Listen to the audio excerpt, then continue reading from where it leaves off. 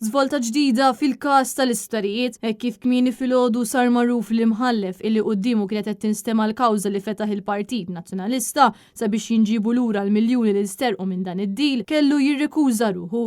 Dan wara li l-partner tiegħu qed tidher bħala kuratur f'isem Steward Healthcare. L-imħallef qed jgħid li sar jaf dan il-fatt fit-18 ta' Jannar u 2 filgħodu f'digriet moti minnu stess ħabbar li mhux se jkompli jisma' dan il-każ bil-kap tal-Partit Nazzjonalista Bernard Grech jgħid li juri rispetta din id-deċiżjoni. Il-kawża tal-Partit Nazzjonalista li fetħu il-kap tal-Partit Nazzjonalista Bernard Grech u x-Shadow Minister tas-Saħħa Adrian Delija kellha tkompli tinstema' it-tnejn stess fil-qorti. Iżda fil-fatt, is-seduta ma saret sakemm jiġi appuntat imħallef ieħor. Mal-ġurnalisti Bernard Grech stqar li se jibqa' jaħdem fl-interess tal-Maltin u l-Awċin ħalli kemm jista' jkun malajr jinġibu lura l-miljuni kbar li nsterqu f'dan id-deal fraudolenti u li sar b'kollużjoni.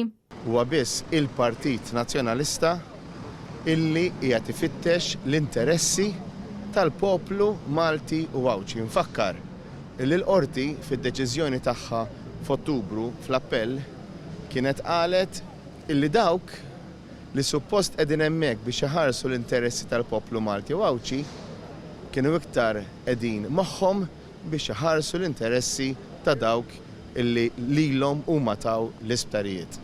Apparti minn hekk Bernard Grech fakkar li kien propju l-Partit Nazzjonalista li ġab l-isptarijiet lura dan għaliex il-gvern ta' Roberta Bela qatt ma ħa azzjoni fil-konfront ta' Steward Healthcare, anzi baqa' jiddefendihom sal-aħħar. Għalhekk jidher ċar illi ħadd ma jrid jagħmel xogħlu nibqgħu aħna biss il-gwardjani tal-interessi tal-poplu Malti u Awċi kollu nibqgħu niġġieldu biex flus il-poplu Malti jiġu lura għand il-poplu Malti. U dana wara illi ġibna l-isptarijiet lura u konna aħna illi ġibna l-isptarijiet lura.